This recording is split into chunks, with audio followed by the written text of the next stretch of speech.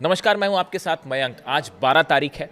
देखिए, अगर आज मुझे अली खामनेई साहब से कुछ बात कहनी होती तो मैं सिर्फ यही कहता कि देखिए खामनेई साहब, आपका ईरान शान से जीता है और डोनाल्ड ट्रंप ने कर दिया है सरेंडर। एक करारी हार का सामना करना पड़ा है डोनाल्ड ट्रंप को और अमेरिका को। ये कैसे हुआ, इसके बारे में हम बात करेंगे। देखिए, कल जिस तरह से डोनाल्ड ट्रंप ने ये अनाउंसमेंट किया था कि हम खार्ग आइलैंड पर जो है वो ग्राउंड ऑपरेशन करेंगे और ईरान के खार्ग पर जो है वो कब्जा कर लिया जाएगा वेनेजुएला की तरह, इस तरह की बात उन्होंने कही। लेकिन उसके बाद अचानक ऐसा क्या हुआ कि चंद घंटों बाद ही डोनाल्ड ट्रंप के सब फैसले बदल गए और वो सीज फायर और जो है समझौतों की बातों पर चले आए। इसकी क्या वजह थी, इसके बारे में मैं आपको बताऊंगा कि आखिर क्या हुआ ऐसा रातों रात कि ट्रंप जो है वो घुटनों पर चले आए। अब देखिए, सबसे पहली बात जो नोटिस करने वाली थी, कल मैंने अपनी वीडियो में जिक्र किया था ईरान के 3 अलग अलग नेताओं का या मिलिट्री कमांडर्स का, जिनकी तरफ से ये बयान आने शुरू हो गए थे कि अगर किसी तरह का ग्राउंड ऑपरेशन किया अमेरिका ने तो अमेरिका का एक भी सैनिक वापस नहीं जाएगा। अब ये बड़ा हैरान करने वाला था। ये देखिए, ये बात कब की है, जब डोनाल्ड ट्रंप ने ये बात कही कि हम ग्राउंड ऑपरेशन करेंगे, उसके पहले ही ईरान की तरफ से ये बयान आने लगे थे। देखिए, सैयद माजिद मुसाफी जो हैं, इनकी तरफ से ये बयान आया कि अगर हॉर्मूज में ग्राउंड ऑपरेशन किया तो हम नर्क बना देंगे। उसके बाद पेजेश्कियान जो राष्ट्रपति हैं, उनकी तरफ से बयान आया कि दम है तो ग्राउंड ऑपरेशन करके देख लो। इब्राहिम अजीजी साहब है सिक्योरिटी काउंसिल के चीफ, उन्होंने कहा कि अगर हमला होता है तो अब ये जंग पश्चिम एशिया के बाहर जाएगी। यानी ये तीनों बयान ये इंडिकेशन कर रहे थे कि ईरान को पहले से ये बात पता चल चुकी थी कि अमेरिका जो है वो ग्राउंड ऑपरेशन करने जा रहा है। देखिए, ये तीनों बयान मैंने नोटिस किए, तीनों बयान कल मैंने इनका पिछले वीडियो में इसका जिक्र भी किया था। ये सब बातें हैं डोनाल्ड ट्रंप के अनाउंसमेंट के पहले की, यानी ईरान पहले से ये जान रहा था कि ग्राउंड ऑपरेशन होने वाला है। अब देखिए घटनाक्रम किस तरह से हुआ। व्हाइट हाउस में बताया जाता है कि डोनाल्ड ट्रंप ने अपने जो पॉलिटिकल एडवाइजर्स हैं उनके साथ एक बैठक की थी, ऐसे लोगों के साथ जो ईरान से जंग चाहते हैं, जैसे कि लिंडसे ग्राहम हो गए, टेड क्रूज हो गए, जॉनी अर्नेस्ट हो गए। ऐसे कई लोग हैं आसपास माने जाते हैं जो कि हमेशा ट्रंप को ये सलाह देते हैं कि ईरान पर हमला करिए, जंग करिए। तो ऐसे कई लोगों से डोनाल्ड ट्रंप घिरे रहते हैं, इनके साथ उनकी चर्चाएं हुई, ऐसा बताया जाता है सोर्सेस के द्वारा कि इनके साथ चर्चाएं हुई और उसके बाद जो है डोनाल्ड ट्रंप ने ये अनाउंसमेंट कर दिया कि अब हम जो है वो खार्ग पर हमला करेंगे और ईरान में ग्राउंड ऑपरेशन होने जा रहा है। ये डोनाल्ड ट्रंप ने अपने सोशल मीडिया पर सब तरफ डाल दिया। इसके कुछ देर बाद व्हाइट हाउस में एक और बैठक होती है जिसमें कई आर्मी, एयरफोर्स, नेवी के जनरल शामिल थे, मिलिट्री एक्सपर्ट शामिल थे। इनके साथ डोनाल्ड ट्रंप की बैठक होती है और इन जनरल्स ने डोनाल्ड ट्रंप को ईरान के बारे में जो जानकारियां दी, उसको सुनने के बाद डोनाल्ड ट्रंप के पैरों तले जमीन खिसक चुकी थी और सारा हमले का प्लान धराशायी हो गया। अब ये क्या तैयारियां थी, इसके बारे में देखिए, एक एक करके मैं आपको जानकारी देता हूं। डोनाल्ड ट्रंप को यह बताया गया कि करीब 2 लाख सैनिक जो हैं ईरान के, वो खार्ग आइलैंड के आसपास जितने द्वीप हैं इसके आसपास तैनात किए जा चुके हैं। 2 लाख सैनिकों का मूवमेंट खार्ग और जितने आइलैंड्स हैं, केशम आइलैंड, अबू मूसा आइलैंड, बंदर अब्बास, इन सब के आसपास 2 लाख ईरान के सैनिक तैयार हैं अमेरिका की सेना का वेलकम करने के लिए। अगर कदम रखा तो भयंकर तबाही मचेगी। ये बात डोनाल्ड ट्रंप को बताई गई। आप जानते हैं 100 से ज्यादा Abu Mahdi missiles Kharg island के आसपास तैनात कर दी गई थी। भाई, अगर आप ग्राउंड ऑपरेशन करोगे तो हेलीकॉप्टर से आओगे, प्लेन से आओगे, किसी तरह से तो अंदर आओगे, आप जहाज से आओगे, कुछ तो करके आओगे। 100 अबू मेहदी मिसाइल्स ईरान ने तैनात कर दी थी खार्ग के आसपास कि जो भी आते हैं, जहाज आए चाहे एयरप्लेन आए, सबको उड़ा दिया जाएगा। तीसरी वजह 200 छोटी बोट्स हैं ईरान की। वो कहने को छोटी बोट्स हैं लेकिन भयंकर तबाही मचाती हैं वो। 200 बोट्स खार्ग आइलैंड के आसपास तैनात थी कि अगर कोई भी अंदर आने की कोशिश करता है तो उसको वहीं करारा जवाब दिया जाए। तीसरी बड़ी वजह, खार्ग के आसपास डिफेंस सिस्टम एक्टिवेट कर दिए गए थे कि अगर कोई भी मूवमेंट होता है जहाजों का, उनको मार गिराया जाए। जो शोल्डर मिसाइल्स हैं, आजकल उसका बड़ा जिक्र है कि जो शोल्डर मिसाइल्स हैं, जो संभवतः चाइना कनेक्शन है उसका, फायर किया आपने और वो हीट सेंसिंग होती है और सीधा हिट कर देती है जहाज को और हेलीकॉप्टर्स को।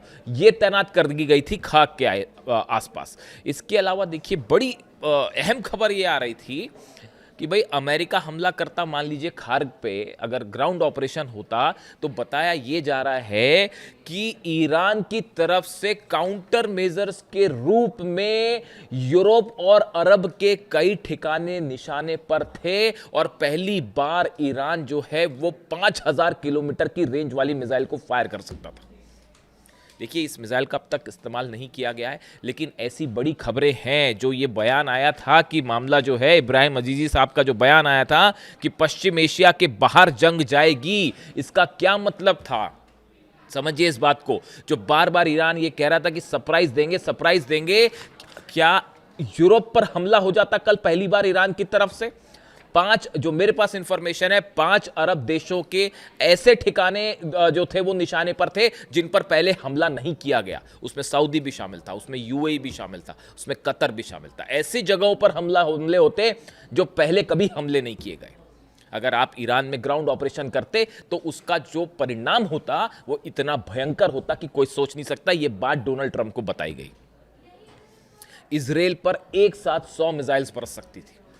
100 खैबर शेकन मिसाइल्स इजराइल की तरफ तैनात करके रेडी कर दी गई थी कि अगर ईरान में कदम रखोगे तो इजराइल का क्या हाल होगा। अब आप देखते जाइए, आप देखिए 2 लाख सैनिक तैयार, 100 अबू मेहदी मिसाइल तैयार, 200 छोटी बोट्स तैयार थी, defence system ready, shoulder system जो है मिसाइल फायर करने वाले वो रेडी थे, 5 अरब देश निशाने पर थे, यूरोप निशाने पर था और इसके अलावा इजराइल पर 100 मिसाइल गिरती। ये तैयारी थी ईरान की और ईरान के सब जनरल्स एक साथ ये कह रहे थे आप कदम रखिए फिर बताते हैं आपको क्या होता।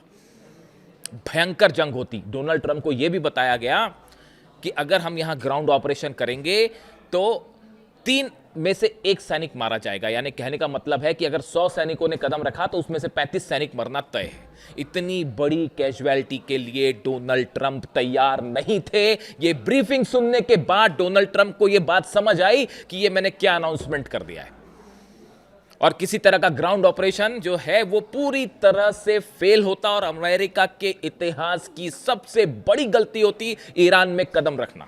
ये हर दुनिया का हर डिफेंस एक्सपर्ट इस बात को समझ रहा है। हर डिफेंस एक्सपर्ट इस बात को समझ रहा है।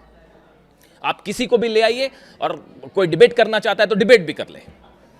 ईरान में कदम रखने की कोशिश करते डोनाल्ड ट्रंप तो इतिहास में नाम दर्ज हो जाता कि एक राष्ट्रपति की ऐसी गलती जिसके लिए कभी उन्हें माफ नहीं किया जाता और इससे बड़ी हार अमेरिका की नहीं हो सकती। नतीजा यह था कि आनन फानन में जो है वो जो एक पुराना ड्राफ्ट जिसको लेकर बड़ी चर्चाएं हैं, देखिए ईरान ने कभी मना नहीं किया कि भाई हम चर्चा को तैयार नहीं। ईरान ने कहा ठीक है बात करिए आप, हम अपनी शर्तों पे बात करेंगे। तो अब फेस सेविंग करनी थी कि भाई ऑपरेशन कैंसिल किया तो कुछ वजह तो बताते। तो वो पुराने ड्राफ्ट को निकाला गया और अरब देशों को फटाफट फोन घुमाए गए। कतर को फोन घुमाया गया, सऊदी को फोन घुमाया गया, यूएई को फोन घुमाया गया, जॉर्डन को फोन घुमाया गया, बहरीन को फोन घुमाया गया, सबको फोन, तुर्की को फोन लगाया गया और कहा गया कि भाई फौरन से उस ड्राफ्ट पर बात करके आगे बढ़ाइए। और ये ऐलान कर दिया डोनाल्ड ट्रंप की जो है वो समझौता बहुत करीब है और उसके लिए मुस्तफा खामेनी भी रेडी हो गए। ये तक कह दिया डोनाल्ड ट्रंप ने कि ईरान के सुप्रीम लीडर भी तैयार। अब ऐसा दूर दूर तक कुछ था ही नहीं साहब। समझौता तो बड़ी दूर की बात है। वो तो फिर ये हुआ सिर्फ कि ठीक है हम हमले नहीं करेंगे, चलो फिर से बात करते हैं। इसके आगे और कोई बात नहीं थी, कोई समझौता नहीं हुआ। डोनाल्ड ट्रंप 38 बार ये बोल चुके हैं, 38 बार झूठ बोल चुके हैं कि साहब जो है समझौता कर रहा है ईरान। ईरान ने 38 के 38 बार मना कर दिया कि ऐसा कुछ नहीं होने वाला। और एक बार फिर ईरान ने ये बात कह दी कि भैया कोई समझौता नहीं हुआ है, वो तो सिर्फ ये है कि ठीक है बात करनी है तो करके देख लीजिए फिर से बात। और उसके बाद भी अभी इस समय के जो हालात हैं, अगर आप ये पूछना चाह रहे हैं कि अब आगे क्या है, देखिए वर्ल्ड कप चल रहा है अमेरिका, मैक्सिको में, कनाडा में। वर्ल्ड कप के बीच अगर सिचुएशन ऐसी हो जाए कि यूरोप पर मिसाइल्स गिरने लग जाएं तो फिर तो वर्ल्ड कप गया तेल लेने के लिए। पूरी दुनिया में थू अमेरिका की कि आप कुछ तो बचा नहीं पा रहे। देखिए कल मैंने आपको 2 दावे और सही साबित हुए। मैं बार बार इसका जिक्र करता हूं क्योंकि भाई बताना पड़ता है ये बात को। मैंने आपको कहा था कि कई F-35 F-16 जेट जो है वो हिट किए गए हैं, वो जले हैं। अब ये खबरें सामने आने लगी हैं। एक F-35 को तो हिट किया ईरान के डिफेंस सिस्टम में और वो गिरा, ये तय बात है। आपको पता कब चलेगी? जब अमेरिकी कांग्रेस और संसद सीनेट की कोई रिपोर्ट आएगी तब मानेंगे, वरना तो लोग मानते नहीं है, सवाल मेरे पे उठाते हैं। आपको मैं कंफर्म बताता हूं, F-35 जेट कल हिट हो गया है, वो गिर गया। वो जो जॉर्डन पर जो खड़े हुए थे F-35 और उनके बेस पर जो हमला हुआ है, वहां कितने F-35 जुटे हैं मेरे पास नंबर आएगा तो मैं आपको बताऊंगा, लेकिन बुरी तरह से वो हैंगर हिट हुआ जहां F-35 खड़े थे। और पेट्रियट जो है ना, वो पेट्रियट खड़ा का खड़ा रह गया, वहां धरी रह गई मिसाइल। पेट्रियट और थार्ड लगा हुआ था उसको बचाने के लिए जॉर्डन में। फिर जॉर्डन में सबसे बड़ा मूवमेंट था, क्योंकि सऊदी और यूएई ने कहा था कि भैया देखो ऐसा है, आप हमले करोगे और बदले में हमारे ऊपर मिसाइल गिरेगी, दुबई जलेगा, अबू धाबी जलेगा, उधर पे जो है रियाद जलेगा, फायदा है नहीं, हमारा पूरा बिजनेस ठप पड़ा हुआ है, दुबई का हालत खराब हो गई पूरे उसकी टूरिज्म की। तो उन्होंने कहा कि भाई दूसरी जगह, तो जॉर्डन को पकड़ा उन्होंने, बोले जॉर्डन से जो है हमले करेंगे। वो जॉर्डन के हैंगर के ऊपर जो वहां कितने प्लेन तबाह हुए हैं वो जानकारी अभी थोड़ी दिनों बाद आएगी, लेकिन ये खबर कंफर्म है कि अमेरिका के F-16 और F-35 जेट हिट हुए हैं। आप याद रखिएगा, एक खबर का दावा अब सच होना शुरू हो गया है धीरे धीरे। इसके अलावा दूसरी बात देखिए, ये जो पहले हमले हो रहे थे ना, जो आपने देखा कि ये तो अभी बाद में हमले हुए, ये पिछले 15 दिनों के अंदर 5 बार अमेरिका ने हमले किए। जो ऐसी खबरें आ रही थी कि अब केशम आइलैंड पर हमला हो गया, अब कभी खार्क पे हमला हो गया, कभी रडार पर हमला हो गया, कभी लॉन्चिंग साइट्स पे हमला हुआ, कम्युनिकेशन सेंटर पे हमले हुए। ये हल्के हल्के जो हमले थे, ये मैं आपको बार बार कह रहा था कि ये खार्क पर ये ग्राउंड ऑपरेशन की पहले की तैयारी है। ये देखना चाह रहे थे कि कहाँ डिफेंस सिस्टम लगा हुआ है, कहाँ पे लॉन्च साइट्स लगे हैं, उसको खत्म किया जाए, ड्रोन साइट कहां से लॉन्च होती है उसको खत्म किया। ये पहले से प्लान चल रहा था खार्ग पे और बंदर अब्बास के आसपास ग्राउंड ऑपरेशन करने के लिए। वो नेचर बता रहा था हमलों का, और वही बात देखिए निकल के आई अल्टीमेटली कि खार्ग पर हमले का प्लान था, वो खत्म हो गया, चूक गया, वो मतलब फेल हो गया, क्योंकि बता दिया गया कि भाई ईरान में आप कदम रखेंगे उसका नतीजा क्या होगा। फिर हुआ ये कि सब अरब देशों को फ़ोन घुमाया गया आनंद फानन में, और वो एक पुराना ड्राफ्ट निकाल के, जो जिस ड्राफ्ट को लेकर मामला फंस गया था, ईरान ने साफ कह दिया था यूरेनियम पर हम कोई बात नहीं करेंगे, न्यूक्लियर मुद्दे पर कोई बात नहीं होगी, ये बात साफ है, ये स्टैंड आज भी ईरान का वही है। तो वो पुराना ड्राफ्ट निकाला गया और अपना फेस सेविंग के लिए डोनाल्ड ट्रंप ने ये कह दिया कि साहब डील हुई। अभी देखिए आप ईरान की तरफ से जो बयान आ रहा है, ईरान ने साफ डिनाई कर दिया, ऐसा कुछ नहीं है, कोई डील वील नहीं हुई है, बात करनी है ठीक है कर लेते हैं फिर से बात। अब वो यूरोप में करें चाहे पाकिस्तान में करें, चाहे जहाँ करें। तो देखिए कुल मिला के डोनाल्ड ट्रंप, इसीलिए ये कहा जा रहा है, एक्सपर्ट से बता रहे हैं, अब ये बात साफ हो चुकी है, ईरान की जोरदार जीत हुई है। अमेरिका और इजराइल और जो भी अरब देश शामिल थे वो मिल के भी ईरान को नहीं हरा पाए। हराना तो छोड़ दिए, उल्टी पड़ गई है 2 दिन के अंदर।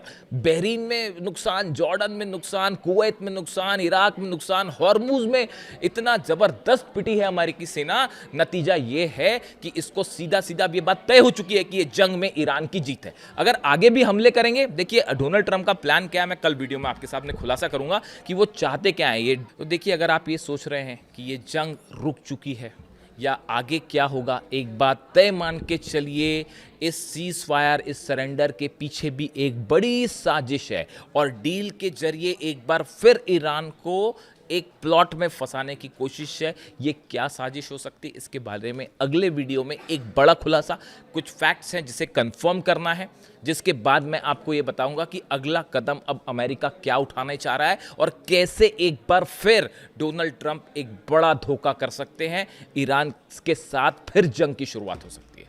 लेकिन फिलहाल खामेनेई साहब का ईरान जीता है और शान से जीता है। कमेंट करके बताइए वीडियो कैसा लगा। Thank you so much.